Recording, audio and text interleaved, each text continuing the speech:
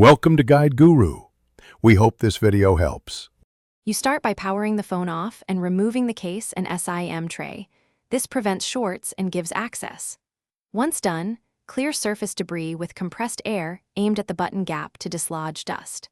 Then dampen a cotton swab with 90% isopropyl and gently press around the button edge. This dissolves grime without leaving residue. Make sure to use a non-metal tool like a wooden toothpick to tease out visible particles. Do this slowly to avoid jamming parts further.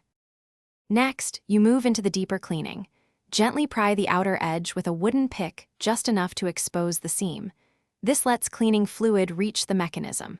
Then apply a drop of isopropyl into the gap and press the button repeatedly to work the solvent through.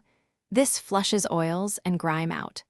Once the button moves, blow compressed air while cycling it to remove loosened particles and evaporate remaining liquid. Make sure to be patient and repeat the cycle until motion feels free and even.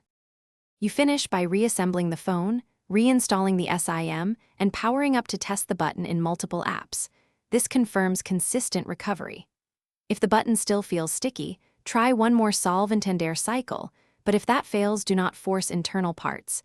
Either seek a professional repair or temporarily remap the button in settings to preserve function. If all else fails, note what you tried and contact warranty or a qualified technician. This helps with diagnosis and avoids voiding coverage. Thanks for watching. Consider subscribing if we helped you today.